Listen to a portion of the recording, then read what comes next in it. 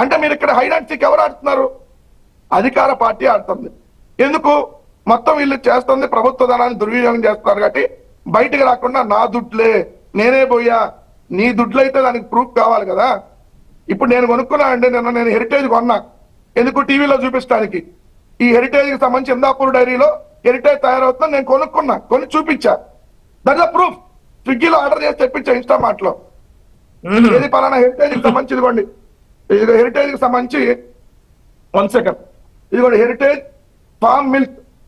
ఈ Heritage farm fresh milk manufactured by Indapur dairy అనుకుంటది.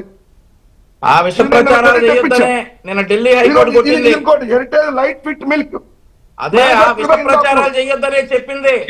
Proof. Delhi high court ఆ విషయం ప్రచారాలు చేయొద్దనే చెప్పింది. అరే మీరు సమాధానం లేదు. ఢిల్లీ హైకోర్టు చెప్పింది ఆ విషయం ప్రచారాలు చేయొద్దనే. ఇంట్లోని నాయకుడిని ఆ విషయం ప్రచారాలు చేయొద్దనే చెప్పింది. I want proof. Delhi high court చెప్పింది ఇట్లాంటి విష ప్రచారాలు ఆత్మనే, ఇట్లాంటి విష ప్రచారాలు ఆత్మనే చెప్పింది. ఒకవేళ హెరిటేజ్ ప్రాణాంతకమైతే, వీళ్ళు చేసిన ఆధారాలు నిజమైతే ఖచ్చితంగా ప్రభుత్వం చర్యలు తీసుకుంటుంది. కేంద్ర ప్రభుత్వం హెరిటేజ్ గురించి వీళ్ళు చేసేటటువంటి విష ప్రచారం, హెరిటేజ్ ప్యాకెట్లు కొనుక్కొని మరి వీళ్ళు చేస్తున్నటువంటి విష ప్రచారాలను ఆపాలి అని చెప్పేసి హెరిటేజ్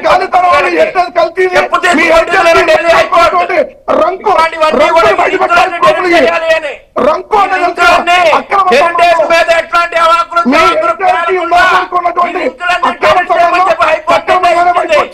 ఈ విష ప్రచారాలు ఆపని చెప్పించింది.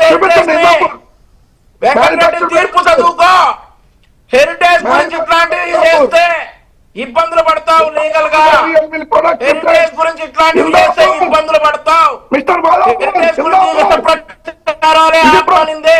ఈ నిధులన్నీ డెలిట్ చేయమని చెప్పింది హైకోర్టు. ఢిల్లీ హైకోర్టు తీర్పు చదువుకో. హెరిటేజ్ సంస్థ గురించి మాట్లాడే హక్కు లేదు. ఒకవేళ హెరిటేజ్ ప్రొడక్ట్స్ కనుక ప్రాణాంతకమైతే